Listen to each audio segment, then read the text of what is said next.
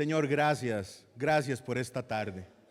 Gracias por la bendición enorme que nos da, Señor, de disfrutar en familia tu palabra. Señor, úsame a mí para plantar este mensaje y úsanos a todos para recibirlo de una manera correcta, Señor. Háblanos hoy, Señor. Ponga en nuestro corazón lo que cada uno de nosotros necesita, Señor. Para el que está cansado hoy, Señor, la que está agobiada o agobiado, Padre, confórtale, Señor, y que tu palabra hoy nos guíe hacia la verdad. Padre, hoy venimos acá porque usted está aquí, no por este edificio. Usted está aquí porque sus hijos se reúnen acá. Donde hay 2 o 3 reunidos, Señor, usted hace tabernáculo en medio de ellos. Hoy oramos para que usted viva aquí, Señor. Hable acá, sane corazones, Señor. Y nos lleve a aquello, Señor, que transforma. Que su palabra, que hizo las cosas, haga, Señor, lo imposible en nosotros. En el nombre de Jesús, el pueblo de Dios dice: amén. Abra su Biblia, por favor. Vamos a estar en Lucas capítulo 19. Lucas capítulo 19. Claramente yo no voy a poder enseñar todo el capítulo, pero le voy a hacer un contexto, una descripción del momento.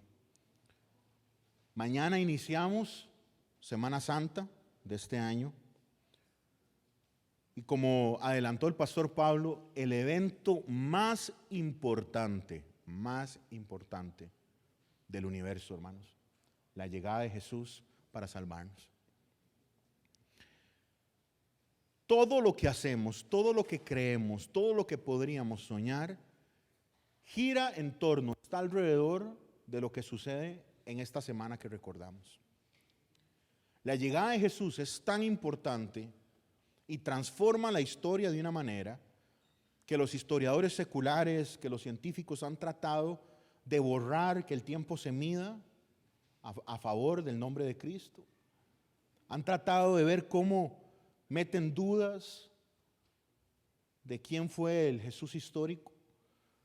Pero hermanos, esto es tan importante para toda la humanidad que el mundo se detiene un momentito en Semana Santa para reflexionar sobre la venida, la muerte y la resurrección de nuestro Señor.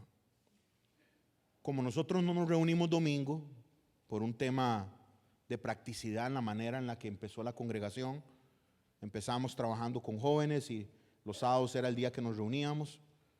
En algún momento intentamos hacer otra celebración el domingo y los que llegábamos el domingo éramos los mismos que llegábamos el sábado. Entonces decidimos, no hombre, el Señor no ocupa que nosotros hagamos cultos todos los días, nos vamos a quedar los sábados. Y yo siento que la gente ahora disfruta mucho que nos reunamos sábados y poder levantarse y disfrutar el domingo. Pero hoy vamos a reflexionar sobre lo que pasó un domingo cualquiera hace 2000 años. Jesús venía de hacer una situación preciosa. Jesús venía de la casa de Zaqueo. Va caminando en Jericó y encima de un árbol ve a un hombre que era pequeñito. Jesús lo vuelve a ver, le dice que se baje del árbol. Hoy voy a comer en su casa. Lo que significó un montón de críticas para Jesús. Porque ese hombre pequeño no era cualquier hombre, era el estafador más grande de toda la ciudad. Jericó era una de las ciudades más ricas de ese momento.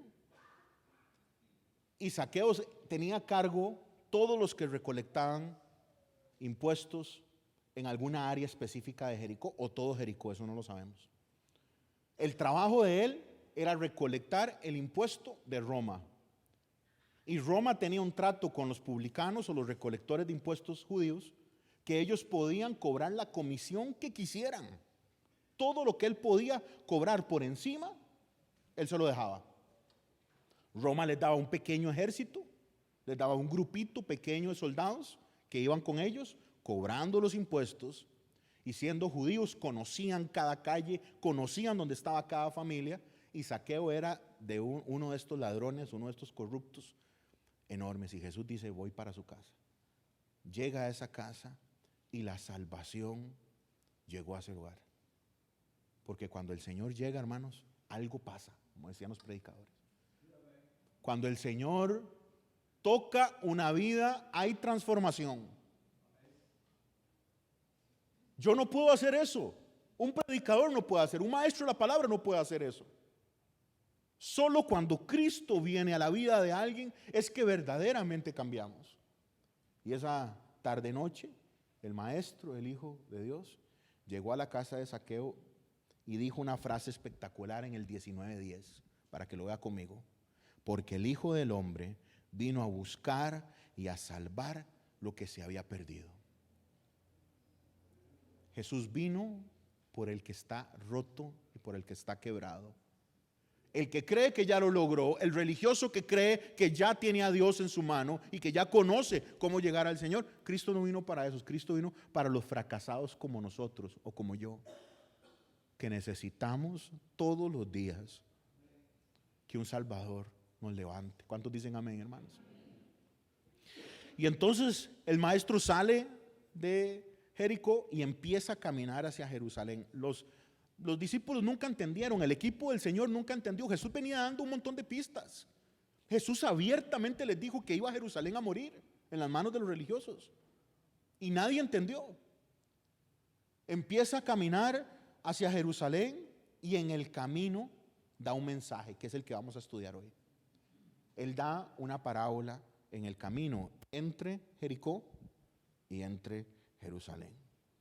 Cuando va entrando a Jerusalén se pasa por una colina muy pequeñita, no es una montaña, es una colina que la Biblia la marca como el Monte de los Olivos, pero es algo pequeño. Cuando llega ahí, manda a 2 de sus discípulos a recoger un burrito en un barrio que se llamaba Betfagé, cerquita de ahí. Ellos van, traen ese burrito y vivimos el evento más importante de lo que vamos a recordar mañana, que es cuando Jesús entra a Jerusalén. Él va montado en ese burrito, una multitud le aclama, una multitud grita, canta, empiezan a cortar ramas de árboles, eso es lo que dice Mateo, Marcos y Lucas. Solo Juan nos dice que cortan palmas. Entonces hay ramas, hay palmeras, hay suéteres tiradas en el piso. Los discípulos se quitaron sus ropajes externos, los pusieron sobre el burrito. Dice que levantaron a Cristo entre ellos, lo pusieron en el burrito y Jesús entró y todo el mundo empezó a gritar. Hoy vamos a hablar 2 cosas, un mensaje y una palabra. Un mensaje que viene de la boca de Cristo y una palabra que viene del pueblo. Con la boca empiezan a clamarle, empiezan a exaltarlo de una manera lindísima, en una imagen súper sencilla. Como hemos hablado a lo largo de la historia, todo el cristianismo no entró en un caballo, no entró como un guerrero, entró como un siervo, entró sencillo en un burrito. En ese caminar, antes de que sucediera eso, nos vamos a enfocar hoy en la parábola que el maestro dijo. Ponga su mirada en Lucas capítulo 19, verso 11, si tiene su Biblia ahí, la palabra de Dios ahí, ya sea en la aplicación o en físico, y también el equipo de producción nos va a ayudar en pantalla. Lucas 19, 11. Oyendo ellos estas cosas, prosiguió Jesús. ¿Qué es lo que acaban de oír? Que Jesús vino a salvar a los perdidos. Oyendo ellos estas cosas, prosiguió Jesús y les dijo una parábola, por cuanto estaba cerca de Jerusalén, y ellos pensaban que el reino de Dios se manifestaría inmediatamente. Lo que hace que esto ocurra, lo que hace que Jesús nos dé esta historia, es lo que nos narra aquí Lucas. Porque ellos pensaron que el reino de Dios se iba a manifestar de manera inmediata. Todo el pueblo que va con Jesús cree que Jesús va a entrar a Jerusalén a destruir a los romanos. Cuando ellos empezaron a ver las multitudes que traía Jesús, cuando ellos empezaron a notar cómo el Señor tenía poder para hacer lo imposible, multiplicaba el pan, alimentó varios estadios llenos de gente con hambre, multiplicó con poquito comida para ellos. Cuando vio que sanaba, cuando vio que hacían cosas grandes, lo que el pueblo dijo es, este tiene el poder para destruir a Roma y realmente hacernos libres. La profecía del reino de David ahora se va a cumplir con este muchacho, con este Galileo, con este Nazareno. Ellos vienen en una procesión hacia la victoria. La única victoria que ellos están esperando es la liberación de Roma. Han sido esclavos toda la existencia. El pueblo hebreo fue esclavo completo. En todos los grandes civilizaciones o los grandes imperios estuvieron bajo todos ellos. Ahora llegó el rey que va a derrotar a nuestros opresores. Y nunca entendieron que la verdadera opresión era otra. El verdadero enemigo, el verdadero opresor era el pecado. Y Jesús venía primero a solucionar eso. Nunca entendieron en los escritos del Antiguo Testamento, y no los podemos juzgar porque no hay claridad en esto. Cuando nosotros lo leemos ahora, 2000 años después, sí lo vemos clarito, pero porque ya tenemos 2000 años atrás la revelación del Nuevo Testamento y a la vez tenemos la claridad histórica de lo que pasó en su primer advenimiento, en su primera venida. Pero el Señor se guardó varios secretos en el Antiguo Testamento. Y uno de ellos era que el Hijo de Dios iba a venir en dos momentos. Iba a venir como un bebé a vivir la vida que nosotros no podríamos vivir, y iba a ser muerto de una manera inocente. No porque la humanidad lo mató, sino porque Él se entregó en obediencia al Padre. Y que después iba a volver a instaurar su reino. Pero eso no estaba claro en los textos proféticos. Entonces ellos están esperando que el Señor venga e instaure el reino profetizado, esperado, que es el mismo que estamos esperando nosotros. Oyendo, ellos pensaban que el reino de Dios se manifestaría de inmediato. Pero Cristo vino a derrotar al pecado. Quiero que tengamos eso claro a la luz de lo que vamos a profundizar esta tarde. Verso 12. Dijo pues, un hombre noble se fue a un país lejano. Se fue para recibir un reino y volver. Y llamando a 10 siervos suyos, les dio 10 minas. Y les dijo, negocien entre tanto que vengo. Pero sus conciudadanos le odiaban, le aborrecían. Y enviaron tras él una embajada diciendo, no queremos que éste reine sobre nosotros.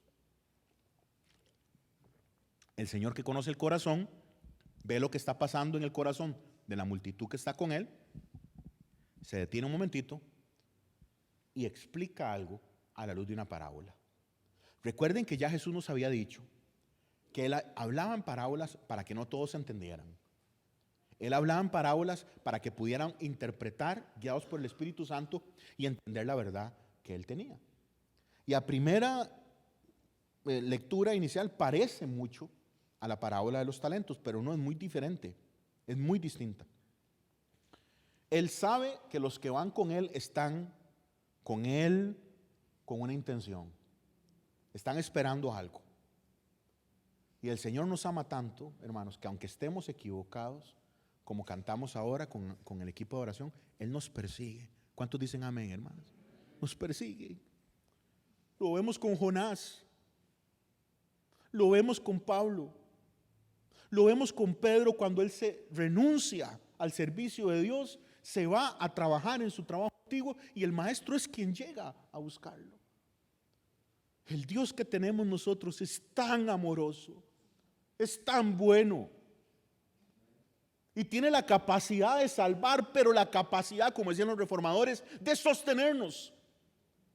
No solo tiene la fuerza de arrancarnos de las llagas, de las manos, de las garras del enemigo, sino que tiene la capacidad de sostenernos, protegernos y aguantarnos. Sería la palabra, la traducción directa, que no es aguantar en un sentido de negatividad, sino de soportar el peso. Nos sostiene en su mano y, como dice el evangelista, de ahí nadie nos saca. Él sabe que están equivocados, entonces da un mensaje. Y este mensaje es para nosotros. Un hombre que tenía sangre real, le dieron un trabajo, y ese trabajo es ir a recoger un reino. Eso era muy normal. Así era como se entregaban los reinos. Había que ir a la autoridad para que le diera los papeles necesarios para que usted fuera reconocido soberano de cierto territorio. Y entonces Jesús empieza a narrar lo que va a suceder después de su retorno al cielo. Voy a ir a recibir un reino y voy a qué, hermanos, dice el verso 12, a volver. Voy a recibir un reino y volver. Pero antes de irse, deja claro qué hay que hacer. Verso 13. Y llamando a 10 siervos suyos, le dio 10 minas. Ahí le pongo en ese bosquejito que le entregamos hoy, que un talento son 60 minas. Una mina son 100 dracmas. Un dracma es, ahí se lo puse así porque algunas traducciones dicen dracma, otras denario. Y entonces un dracma es igual a un denario, valen lo mismo. El dracma era la unidad de pago en Grecia. Y el denario era la unidad de pago ya cuando Grecia fue tomada por el Imperio Romano. Valían lo mismo. Lo que significaba era un jornal. No tiene que ver con la moneda, tiene que ver con el pago. Todas las diferentes regiones o provincias tenían monedas distintas. La cosa es que eso era lo que antes llamaban un jornal, el trabajo del día. Lo que se ganaba un campesino, lo que se ganaba una persona en su trabajo diario, ese era el pago. Entonces, si un talento eran 60 minas, nos empezamos a dar cuenta que la parábola tiene una distancia grande entre las parábolas de los talentos y esta de las minas. Por una diferencia básica es que la inversión que hace el Señor cuando les da los talentos a alguien es enorme. Hermanos, un talento es el trabajo entre 15 y 20 años. Ahí le pongo el detalle en su bosquejito. Un talento es una fortuna. Al que se le dio 5 talentos, nunca iba a ocupar trabajar nunca en su vida. Es una fortuna extraordinaria.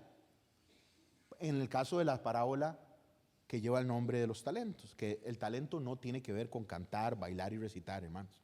Nosotros le llamamos, el talento es un montón de oro, un peso. Era un grandes lingotes de oro o un montón de lingotes de plata que se pesaban, y ese peso específico era un talento. Todavía se difiere, hay gente que discute cuánto realmente pesaba, pero entre el rango de lo que ellos hablan es una millonada, es una ultramillonada.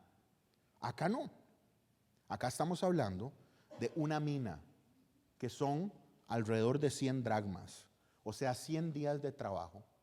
En otras palabras, un poquito más de 3 meses de trabajo. Y vean qué interesante. En la de los talentos, a uno se le da 5, a otro se le da 2 y a otro se le da 1. A este todo se les da por igual. A todos se les da una mina. Y vean la actitud de los súbditos en el verso 14. Pero sus conciudadanos le aborrecían y enviaron tras él una delegación, una embajada, diciendo: no queremos que éste reine entre nosotros, sobre nosotros. Verso 15. Aconteció que vuelto él, después de recibir el reino, mandó llamar ante él a aquellos siervos a los cuales les había dado el dinero, para saber lo que había negociado cada uno. Mis hermanos, Jesús todavía no ha ido a la cruz y nos está recordando que él va a volver. Cristo viene pronto por nosotros, hermanos. Vuelto él, después de recibir el reino, mandó a llamar ante él a aquellos siervos a los que él le dio una inversión. Cristo viene pronto por nosotros y viene para tener una reunión con sus hijos. Hemos estado hablando varias semanas sobre el fruto. Cristo tiene una expectativa con su vida y con la mía. Yo sé que todos tenemos que hacer un montón de cosas. Yo sé que todos tenemos problemas y líos y enredos. Yo sé que todos tenemos sueños y agendas. Y aquí hay jóvenes que están empezando sus carreras. Aquí hay gente con más juventud acumulada que también quiere empezar otra carrera. Aquí hay gente que quiere emprender. Aquí hay gente que trabajamos. Aquí hay gente que están buscando trabajo. Estamos todos en este tapiz, en medio de este entretejido de la realidad, donde todos tenemos que hacer un montón de cosas. Y estamos haciendo cosas porque hay que hacerlas. Porque hay deudas, porque hay compromisos, porque hay facturas, porque alguien se enfermó y hay que pagar esa medicina, porque los chicos ocupan cosas para estudiar, porque la familia necesita lo que sea. Estamos envueltos en eso.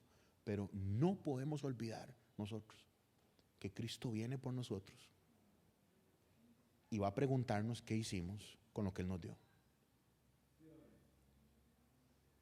Usted va a estar delante de Jesús, no en un juicio, no en una reunión para ver cómo usted pasa o no pasa. Ahorita lo vamos a ver inclusive en esta parábola.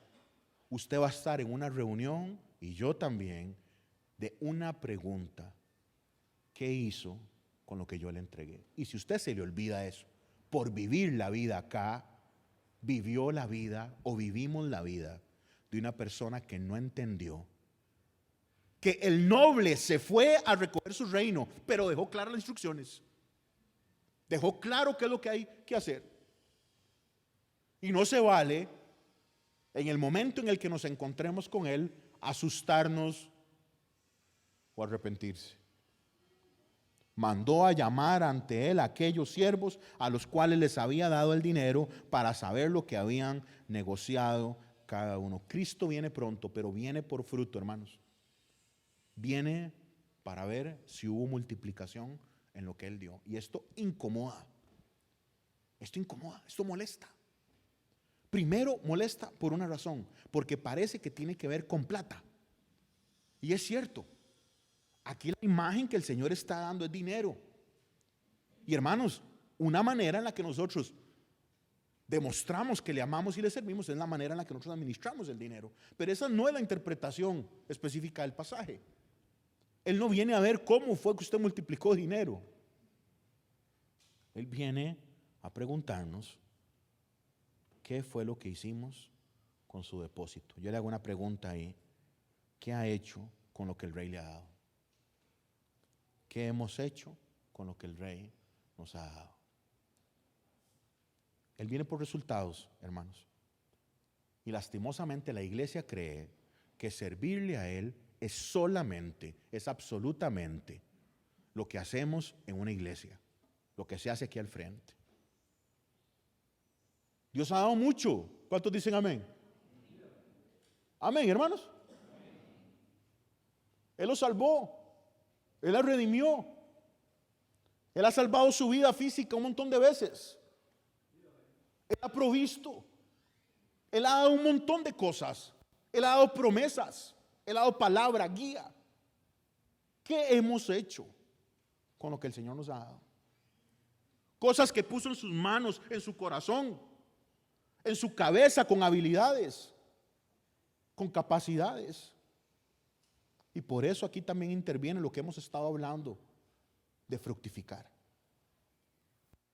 ¿Qué ha hecho la presencia de Dios en nosotros? En que seamos personas que van a la iglesia. Eso es bueno, pero eso no es únicamente lo que Dios quiere. Dios no quiere solo más oyentes. Dios quiere hombres y mujeres, muchachos y muchachas, niños y niñas, transformados por su poder. Porque al igual que con Zaqueo, cuando el Señor llega a la vida de alguien, hay transformación. Zaqueo se dio cuenta que era un ladrón y le devolvió. Era tan rico, hermanos, vean lo papudo que era Zaqueo, que le pagó a todo mundo 4 veces más. Y era un chavalo súper ordenado, era un gran contador, porque tenía libros de todo. Y pudo saber cuánto le tenía que devolver a cada uno. Y vea la cantidad de dinero que había multiplicado en quién sabe qué tipo de negocio. Pero a todos los que les quitó dinero, les devolvió 4 veces más. Porque el Señor llegó y transformó su corazón. Hermano, Cristo ya vino en físico hace 2000 años. Pero Cristo también ya vino a su vida. ¿Qué ha hecho con lo que el rey le ha dado? Entonces vino el primero, verso 16, diciendo: Señor, tu mina ha ganado 10 minas. Él le dijo: está bien, buen siervo, por cuanto en lo poco has sido fiel, tendrás autoridad sobre 10 ciudades. Vino otro diciendo: Señor, tu mina ha producido 5 minas. Y también a este también le dijo: tú también sé sobre 5 ciudades. Verso 20. Vino otro diciendo: Señor, aquí está tu mina, la cual he tenido guardada en un pañuelo, porque tuve miedo de ti, por cuanto eres hombre severo, que tomas lo que no pusiste y ciegas lo que no, ¿qué dice? Sembraste. ¿Qué manera este hombre de percibir al rey? Entonces él le dijo: mal siervo, por tu propia boca te juzgo. Sabías que yo era hombre severo, que tomo lo que no puse y que ciego lo que no sembré. ¿Por qué pues no pusiste mi dinero en el banco para que al volver yo lo hubiera recibido con intereses? Y yo le hago un listado a usted ahí, en su bosquejito, para que usted lo tenga. Porque cuando hablamos de Domingo de Ramos, no hablamos de este evento, antes de que él se montara en el burrito y entrara. El Señor quiere que entendamos cuál es la intención de lo que va a pasar. Él está llegando con una agenda que la humanidad no la logra ver. Él tiene un plan que es más grande que el que sus propios discípulos entienden, o esperan, o añoran. Y esto es súper importante que lo entendamos. Si Jesús no cumplió la expectativa de ellos, ¿cómo la vamos a cumplir nosotros? Esto aplica en todo sentido. En las relaciones humanas, en el liderazgo. Si Jesús, el Hijo de Dios, tuvo problemas para llenar expectativas, ¿cómo no las voy a tener yo y usted? Mi amigo, mi amiga. Si no entendieron, no lo vieron. Y Jesús ama tanto a este pueblo, nos ama tanto. Y si yo quiero que entiendan esto con un cuento, con una historia. Las parábolas no son cuentos, perdóneme, pero son con una historia que usted pueda realmente entender. Hace una inversión en alguien, le da una cantidad de dinero, 3 meses de salario. Agarra 9 más y le da la misma inversión.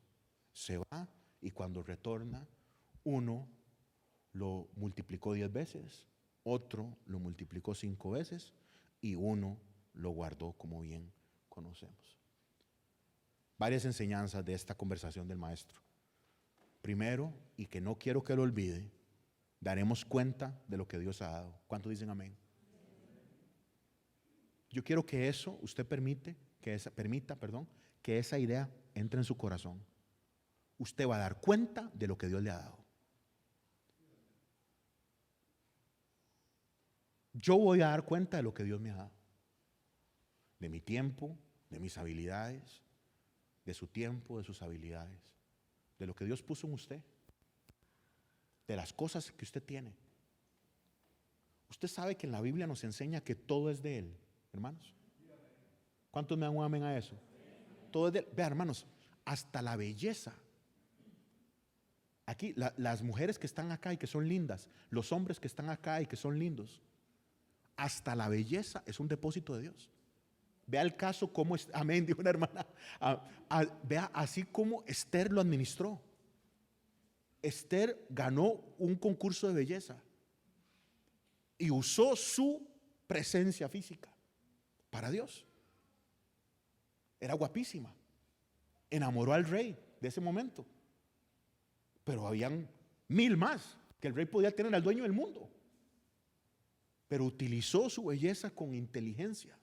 Todo lo que Dios ha puesto en usted, el conocimiento para solucionar problemas, la capacidad de hacer algo con sus manos, su propia presencia, su cuerpo, sus cosas, su vehículo, su casa, sus ollas, su horno, sus sartenes, perdóneme que sea tan loco, sus minutos.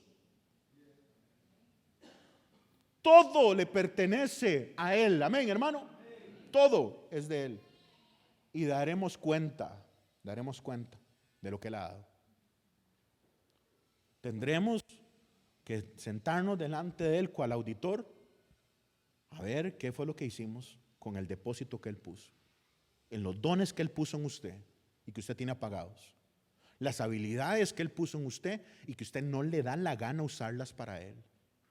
Qué pereza, ya me fue mal en una iglesia, qué pereza, ya esto lo otro, no quiero mi tiempo, mis cosas. Usted va a dar, yo sería un terrible líder si no le recuerdo esto. Usted va a dar cuenta de lo que Dios ha dado. Segundo, cuando hablamos de estos 3 hombres, que son 3 imágenes, 3 personas distintas, no estamos hablando de los enemigos de Dios. Estos 3 chavalos son hijos de Dios, son siervos de Él. Los enemigos ni siquiera quedan en la reunión. Para que usted me entienda, nosotros no llegamos al juicio que tienen las naciones donde nadie se escapa, que Juan le llama a ese juicio el trono blanco. Nosotros llegamos a una reunión que Pablo llama el tribunal o la reunión, me gusta más, con Cristo, que no es para condenación, lo vamos a ver ahora con este tercer hombre, sino que es más bien para galardones. Los enemigos ni siquiera son estos, los enemigos van a quedar afuera. Y lo que hace una persona enemiga de Dios es no aceptar la soberanía de Él. El martes pasado estábamos estudiando, yo he estado cargado el año pasado específicamente, y es con el tema del crecimiento de la iglesia. Y mi preocupación nunca ha sido ver cómo nosotros crecemos en número, sino cómo cada vez nosotros logramos conocer más al Señor, crecer en Él y así entender el propósito que Dios tiene para nosotros, y así Dios dará el crecimiento. Pero ¿para qué nosotros vamos a enfocarnos en enseñar un montón de doctrina si hay personas que no saben rendirse delante de Cristo? Porque una de las cosas más importantes es reconocer que Jesús es Señor. ¿Cuántos dicen amén? Yo creo que todo cristiano, a usted le pregunta eso y dice amén. El problema es cuando tiene que vivirlo, cuando yo tengo que vivirlo y reconocer que Él es Señor. Los enemigos no son porque se portaron mal. Los enemigos son que no quisieron que Él fuera el rey. Ellos se reunieron y mandaron unos emisarios a decirle: yo no quiero que usted reine aquí. Y así fuimos nosotros una vez. Nosotros quisimos hacer las cosas de nuestra manera. Lo que quiero que entiendan es que entre estos tres hombres, lo que hicieron con su mina, no hay gente que se pierde. Los que se pierden son los que no tienen a Cristo como rey. Por eso este mensaje es para la iglesia. No es evangelístico. Es para los que estamos en Cristo. Él hizo un depósito en todos sus hijos. Y el más grande depósito es que Él vive en nosotros. Él está en nosotros. El mismo poder que levantó a Jesús de entre los muertos, el Espíritu Santo está en usted y está en mí. ¿Qué más ocupamos? ¿Qué más necesitamos? Ninguno de estos tres chavalos va a ir al infierno, para que me entienda. Los enemigos de Dios que no lo pusieron a Él como rey, esos quedan afuera y ahorita los van a llamar a una reunión fatal, terrible. Tercera idea: el depósito que Dios puso en usted se puede multiplicar. Y esto es brutal. Todos obtuvieron lo mismo, pero no todos dieron el mismo resultado. Todos recibieron la misma inversión de Dios. Dios nos escogió, Dios nos salvó, Dios nos llamó, Dios nos envió. Es lo que hemos venido hablando. Que Dios tiene tres cosas que demanda: fe, relación y fruto. Todos tenemos lo mismo. No hay nadie más grande que otro. No hay nadie más importante que otro. Todos somos hijos e hijas de Dios. Nos dio lo mismo. Pero uno lo multiplicó en 10. Otro lo multiplicó en 5. Y seguro aquí, entre esos 10, porque Jesús solo menciona 3, seguro hay un montón de casos. Alguien lo multiplicó a 4.5. Alguien seguro lo duplicó. Fue lo que pudo hacer. Pero el Señor lo que nos está dando es un concepto. Lo que yo pongo en sus manos puede multiplicarse de una manera extraordinaria. Dios es el único que puede agarrar unos cuantos pececitos y unos cuantos panes y alimentar un estadio. ¿Qué cuestiones tenemos nosotros como depósito de Dios que todavía no lo hemos puesto de vuelta a Él? ¿Qué cuestiones Dios ha dado a usted, mi hermano, que cuando le hablo esto le está quemando o está enojado o enojada o incómodo? Porque el Espíritu Santo le está recordando que haya sido llamado. Porque el Espíritu Santo le está recordando que Dios tiene una expectativa. Se puede multiplicar para el reino lo que Dios da. Lo que el Señor entrega se puede multiplicar. Claro, eso va a requerir, mi amigo, trabajo. Y aquí es donde siempre nos confundimos los humanos. Porque aquí no es ver cómo yo hago y hago y hago y hago. No es eso. Ya lo vimos con la historia con Marta y María. Ver cómo hago yo cosas y cómo yo preparo cosas para el Señor no es suficiente. Hay que estar cerquita. Marta, usted está preocupada por hacer cosas para mí. Yo quiero que usted esté cerquita mío. Pero lo que sí implica la multiplicación de lo que el Señor da es movimiento. Cuarta idea. La fidelidad en los esfuerzos pequeños siempre produce buen fruto. Mi amigo, no menosprecie. El día sábado tuvimos reunión con el equipo de liderazgo y yo les contaba al equipo de liderazgo que yo, cuando me di cuenta que Dios me estaba llamando, yo no quería. Yo vi a mi papá y a mi mamá sufrir en esto. Yo no quería estar, yo quería estar ayudando a alguien. Yo no quería estar metido en guiando una congregación, pero aprendí algo que creo que fue lo que me enganchó más, y es que nunca menosprecié la oportunidad que Dios me daba.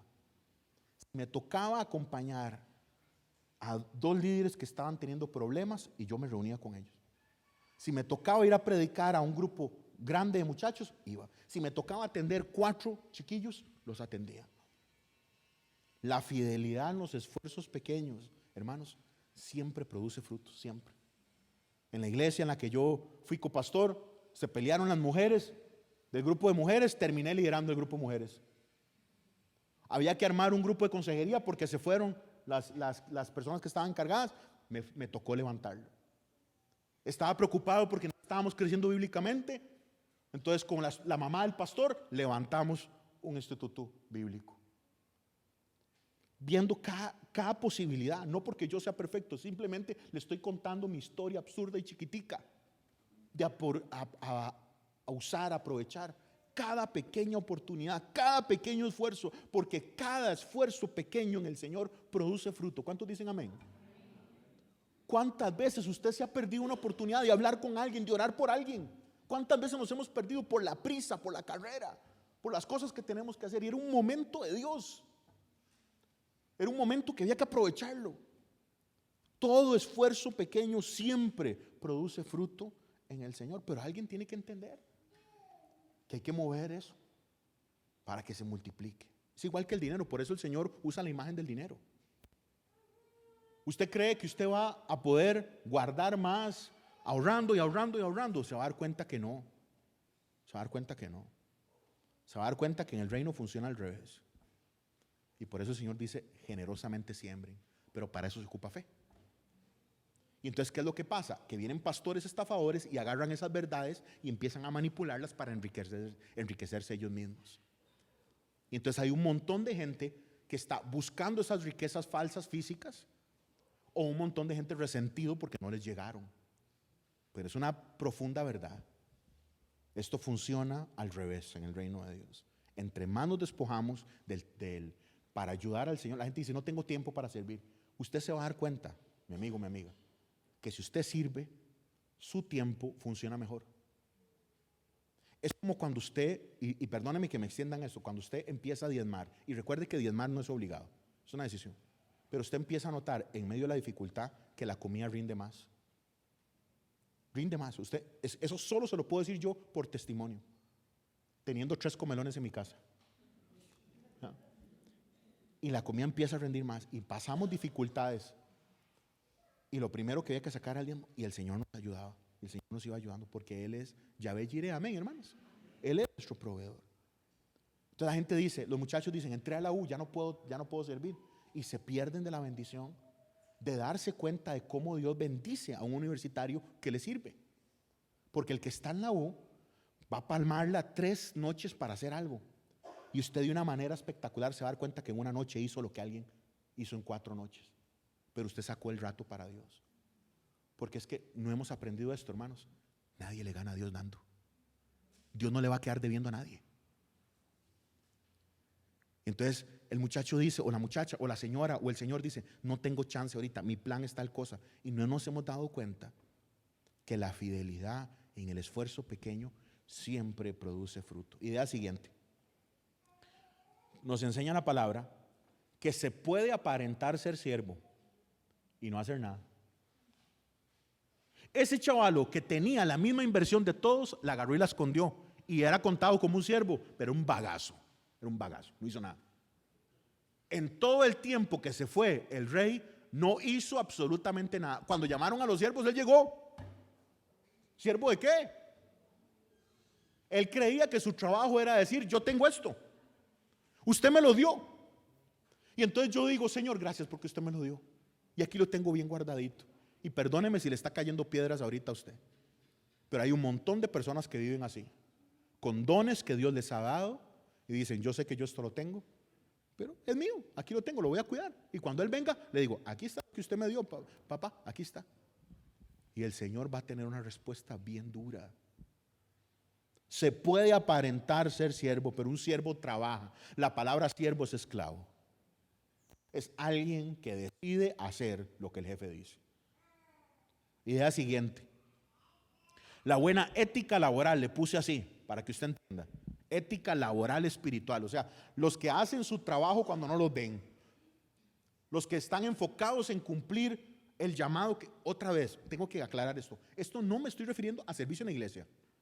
O sea, el servicio en la iglesia puede ser esto, pero también puede no serlo. Hay gente que sirve para que los vean. Hay gente que sirve porque no tiene nada más que hacer. Hay gente que sirve porque cree que eso es amar a Dios y en su corazón están completamente alejados. O sea, ética laboral me refiero, espiritual, le puse yo así. O sea, el servirlo a Él quiere decir una persona que entiende de qué es sierva, que es siervo. Y que donde sea que está, es un esclavo del Señor. Entonces, una buena ética laboral espiritual es un esfuerzo que se recompensa en la eternidad.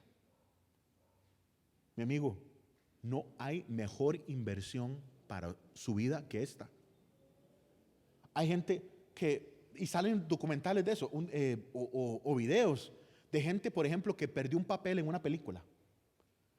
Los consideraron para una película y no lo aceptaron y se perdieron una millonada. O hay gente que tuvieron la oportunidad en algún momento, por ejemplo, hay alguien muy famoso en Apple, una gente que les llevaba la contabilidad a Apple y les hacían diferentes cosas. Y como ellos no tenían plata, les ofrecieron pagar en acciones y no las aceptaron. Hoy serían billonarios, pero billonarios si lo hubieran aceptado. Y seguro se jalan los pelos de decir, qué chapa. Preferí recibir $600, me acuerdo de uno, que creo que era un diseñador. Le dijeron, o le pagamos en acciones o le pagamos en dinero, y recibió el dinero. Y hoy se da cuenta de todo lo que pudo haber ganado. Mi amigo, no hay mayor inversión en toda su existencia que entender lo que el Señor nos está enseñando en su palabra hoy.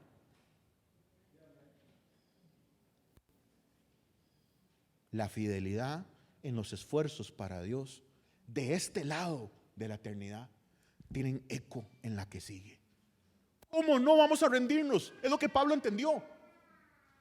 ¿Cómo no me voy a rendir ante esto? Si el problema que tengo por delante, la bronca que tengo por delante, no se compara en nada a la gloria que voy a vivir. Pero ¿sabe qué es lo que pasa? Somos cristianos que tienen un yunque pegado a la realidad aquí, por culpa del falso evangelio demoníaco de la prosperidad. Porque si la bendición de Dios se mide en que Dios me bendice acá, ya no tengo por qué irme. Porque yo quiero tener mi plata acá, quiero tener mi prosperidad acá, quiero tener mi salud acá, quiero tener mis respuestas de Dios acá, mis promesas cumplidas acá. En lugar de entender que la vida no tiene fin. La nuestra tuvo un principio en el momento físico de la concepción, pero la nuestra no va a acabar. Un día estaremos con Él o un día estaremos sin Él. Su fidelidad en los esfuerzos de hoy acá tienen eco en la eternidad. Idea siguiente: el siervo malo tiene estas características. Es cobarde, es miedoso. Es cobarde, es miedosa. Segundo, tiene un problema gravísimo. No conoce a su Señor. Y viera lo que a mí me duele, darme cuenta de que hay personas que tienen 20 años en la iglesia, 30 años en la iglesia, y nunca han conocido a Jesús. No saben quién es el Señor, porque lo llama hombre severo. Hermanos, Dios es amor, ¿cuántos dicen amén? Dios es gracia, ¿cuántos dicen amén? Esa oportunidad es vida. Una persona que diga eso es que no lo conoce. Es como cuando le hablan mal de alguien que usted ama y que usted sabe quién es. Dice, no, eso no es cierto. Jamás. Ella no es así. Jamás, él no es así. Este hombre no conoce al Dios que nosotros servimos y amamos. Y a mí eso me duele porque es alguien que está en el equipo de él. ¿Cuántas gentes, cuántas personas están entre la lista y no conocen a su Señor? Tercero, él le dio miedo correr riesgos. ¿Qué es el riesgo?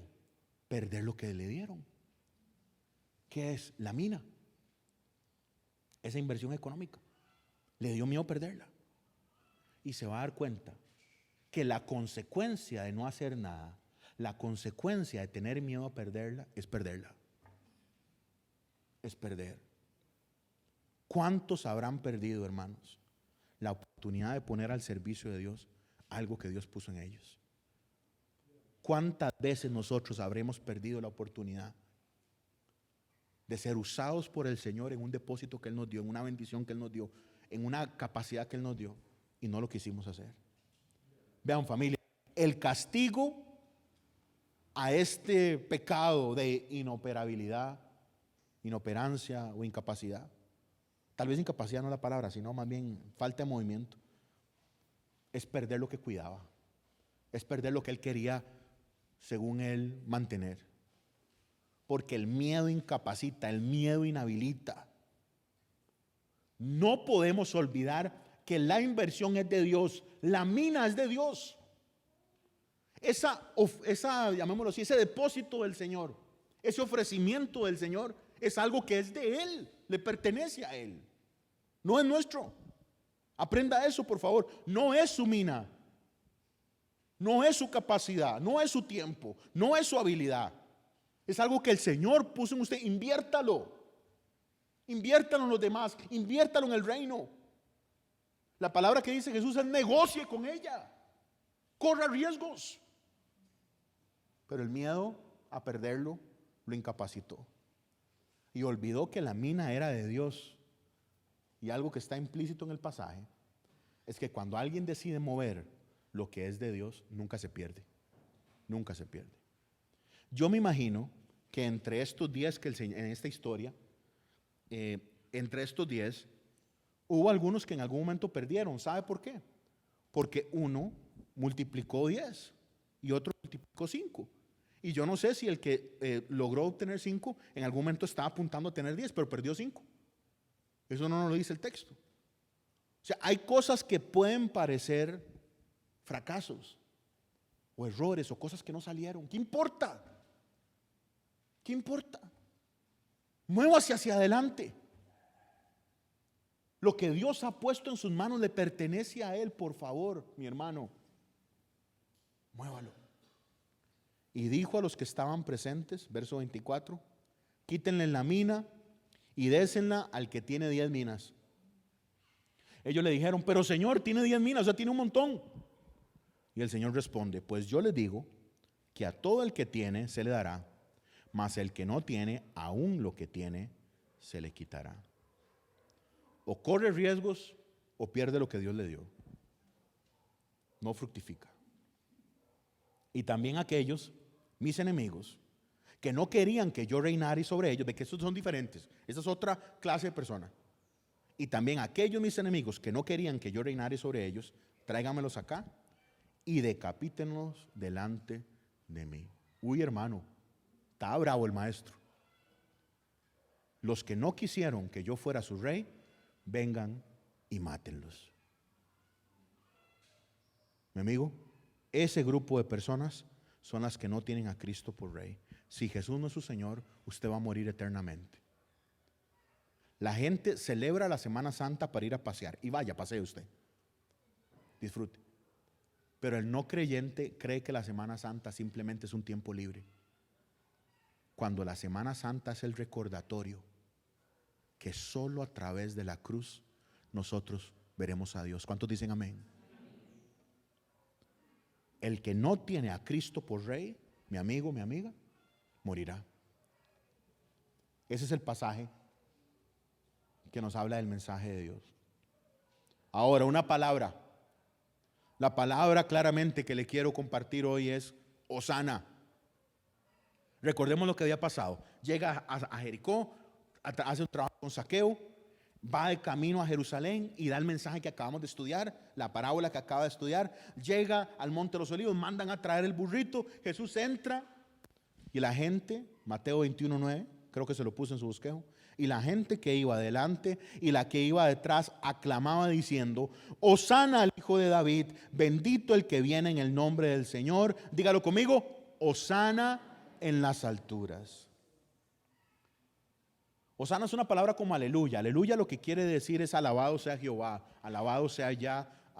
La traducción en español perfecta sería alabado sea el Señor. Eso es lo que quiere decir aleluya. Hosana viene del Salmo 118, se lo puse ahí. Salmo 118, 25. Oh Jehová, sálvanos ahora, te ruego.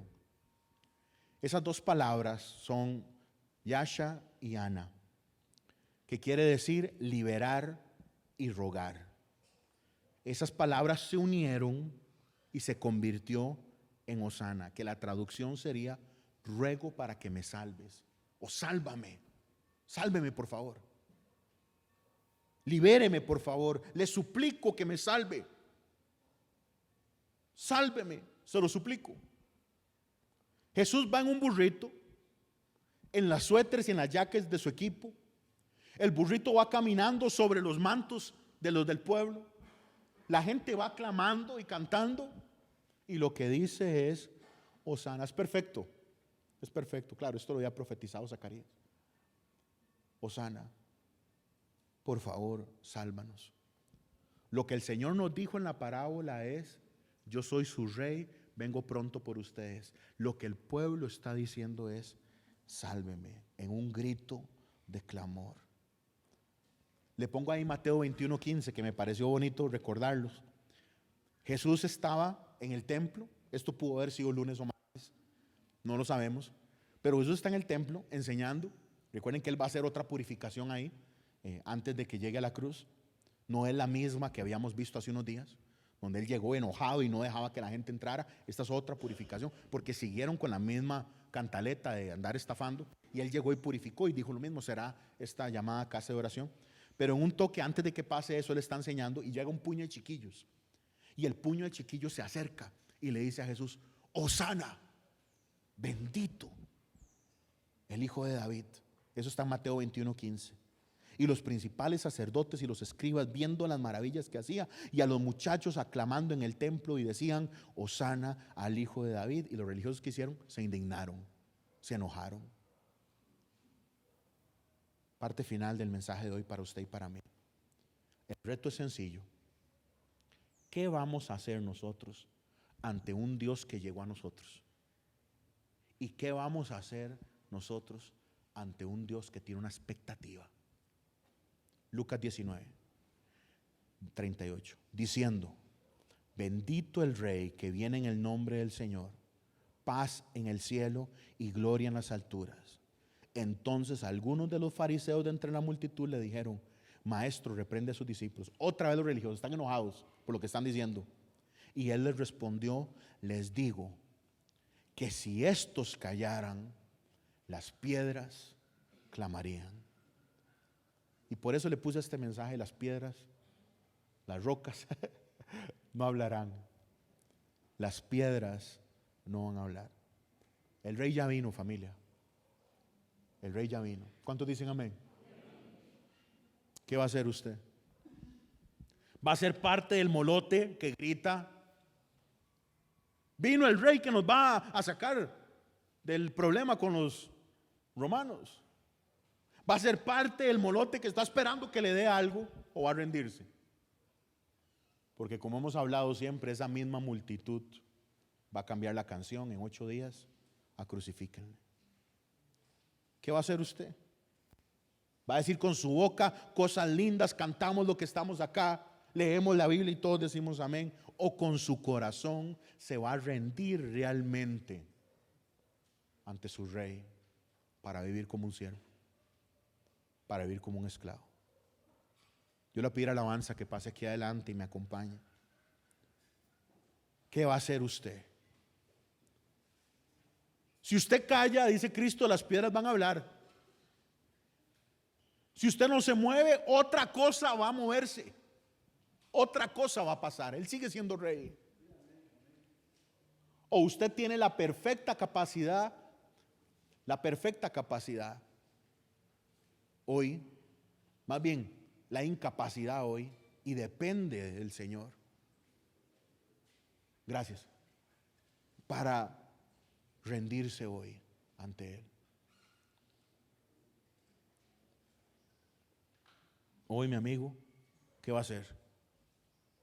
¿Va a ser parte de los que gritan? ¿Va a ser los que escuchan y no entienden? ¿Va a ser los que están esperando que Dios haga algo, pero es porque quieren obtener algo específico?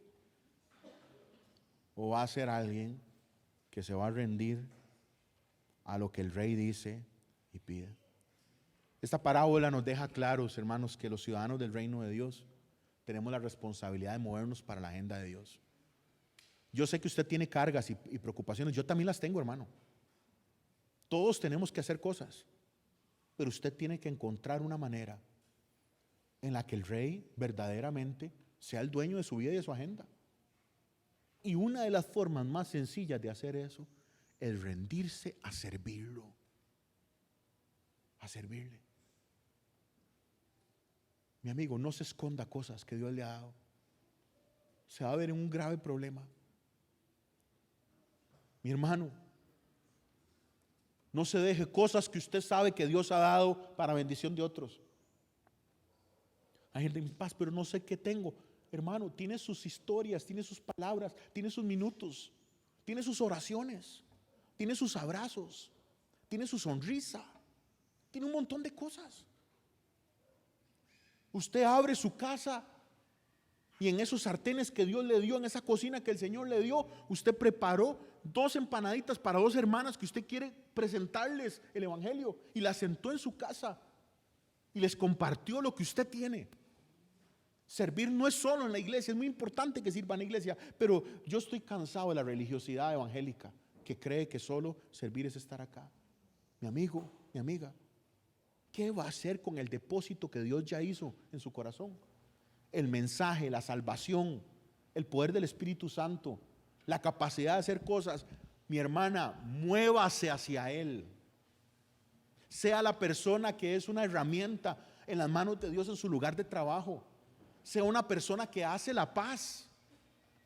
Sea una persona que es constantemente muestra para otros de la manera en la que el Espíritu Santo está fructificando en usted. Y empieza a ser una mujer paciente, empieza a ser un hombre paciente, una persona que ama rico, que da gusto tener a la par porque ama con todo. Mi hermano, ¿quién es Jesús en su vida? Porque no puede quedarse nada más como un rato a la semana. Ahora que vamos a entrar a la Semana Santa mañana, y que yo sé que vamos a tener agendas y paseos y comida y cosas bonitas en las familias y gente que ha planificado salidas, eso está precioso. Disfrute todo el tiempo que pueda con su familia. Disfrute para que recupere fuerzas, para que descanse. A veces ir a la playa no es tanto el meterse al mar, sino nada más estar ahí tirado y oír ya me están dando ganas de ir a la playa, hermano. Oír el mar y ver los colores y todo eso Dios lo quiere, que usted tenga energía nueva, que usted se renueve, eso está precioso. Pero mi hermano, ¿cómo vamos a olvidar que Él es realmente el centro, lo más importante? El rey le dice directamente a sus siervos lo que Él quiere que hagan.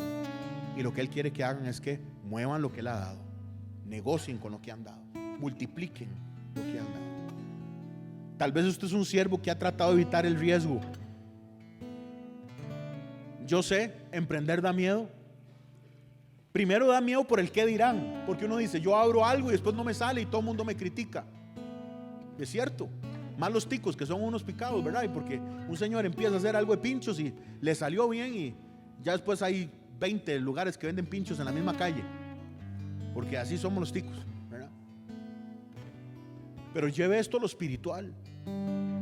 Toda inversión o movimiento que usted haga para la gloria de Dios, en Dios va a generar fruto. ¿Cuántos dicen amén? Ahora la pregunta es muy incómoda, mi hermano. La pregunta es muy directa y muy incómoda. ¿Qué está haciendo con lo que Dios le ha dado? ¿Qué va a hacer con lo que el Señor le ha dado? ¿Qué va a hacer usted? Los fieles en servir al Señor acá son recompensados en el reino. Y uno lo que recibe fue un miedoso. Los que les cortan la cabeza, hermano, los que mueren, son los que no quisieron que Jesús reinara. Este hombre lo que va a perder es una oportunidad enorme de haber sido socio con Dios. Una oportunidad grande de haber hecho cosas con Dios. Haga cosas con Dios, mi hermano. Él vino hace 2000 años a salvarnos. Ahora nuestro nombre está escrito en el libro de la vida. Mi amigo, pero ¿qué va a hacer usted mientras Él venga? O mientras lleguemos nosotros allá a través de la muerte. ¿Qué va a hacer usted? Servirlo. ¿Y sabe qué va a hacer? Adorarlo. Hosana. Hosana. Bendito el que viene en el nombre del Señor. Hosana. Sálvame, Señor, por favor. Libérame, Señor. Ayúdame. Así que con sus ojos cerraditos ahí, ahora que estamos a punto de entrar a Semana Santa, el reto es sencillo, como le puse en su bosquejo. El reto es clave. Va a servirlo, va a adorarlo. Solo usted internamente va a poder medir eso. Señor, en esta tarde te damos gracias porque usted está aquí. Padre, que esta palabra nos rete, Señor, a entender que sin duda alguna somos salvos por gracia. Que sin duda alguna lo amamos a usted porque usted nos amó primero. Usted nos pensó antes de la fundación del mundo, Señor. Usted fue quien nos predestinó, quien nos salvó, quien nos sostiene, Señor. Eso no hay duda. Pero también que no quede la duda que un hombre salvo, una mujer salva te sirve. Se rinde no para lograr cosas, sino como fruto de lo que usted ha hecho, Señor. Queremos rendir nuestro corazón y alabarte. Hosana, diga conmigo, Hosana. Hosana. Bendito el que viene en el nombre del Señor. Él ya vino a salvarlo, mi amigo. ¿Qué va a hacer usted? Ríndase. Rindámonos delante de Él.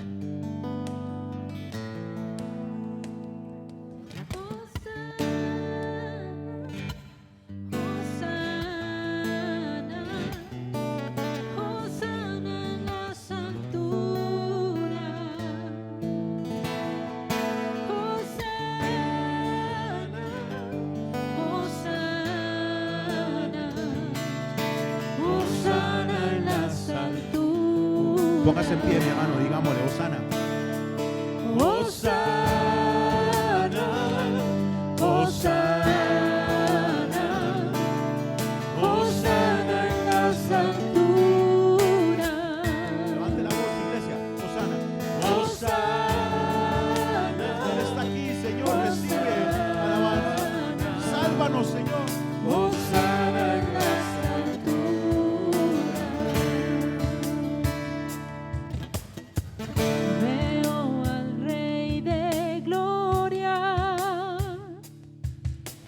Viene con fuego y poder, todos verán, todos verán. Veo su amor y gracia, mi pecado perdonó, le alabaré.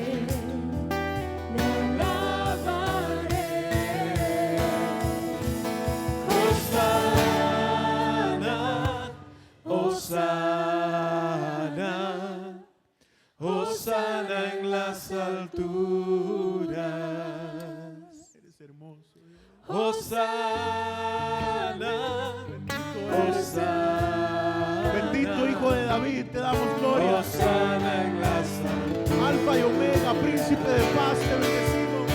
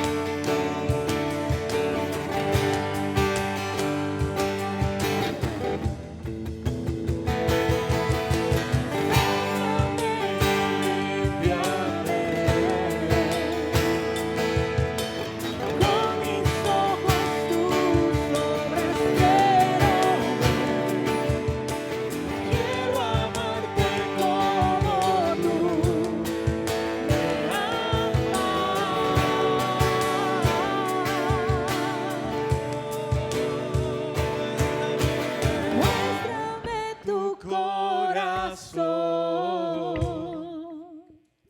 Todo lo que soy por tu reino, Dios. Contigo quiero estar por la eternidad.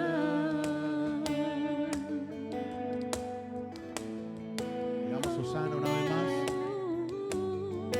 Digámoslo juntos, Hosana una vez más.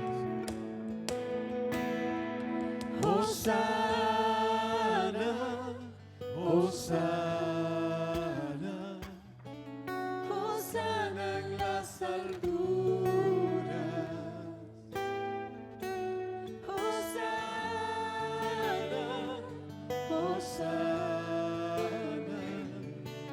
Hosana en las alturas. Hosana en las alturas. Hosana en las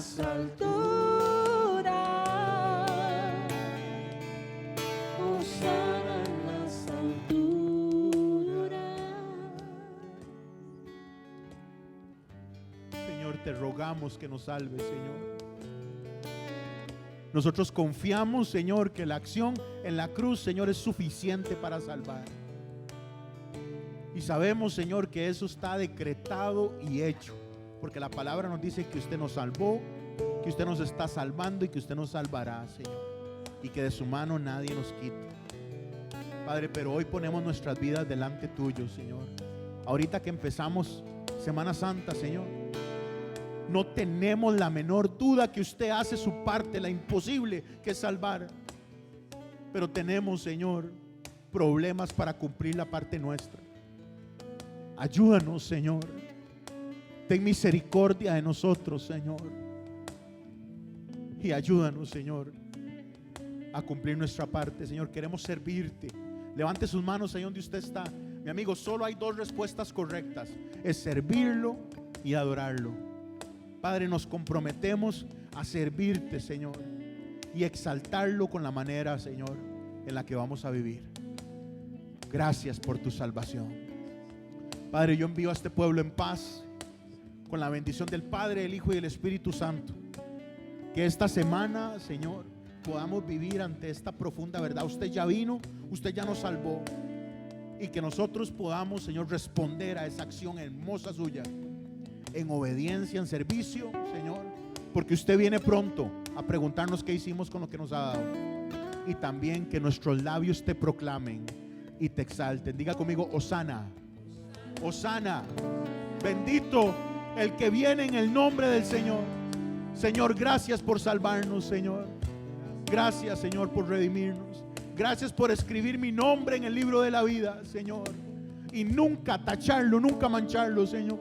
Gracias porque tu palabra me sostiene, su amor nos sostiene, Señor, y podemos estar seguros en ti, Señor. Ahora ayúdanos, Señor, a responder en ti, Señor, en el nombre que es sobre todo nombre, el nombre de Jesús. El pueblo de Dios dice amén y amén. Que Dios les bendiga enormemente. Abrace a los que tiene cerca ahí. Que Dios les guarde. Chao, nos vemos el domingo de resurrección.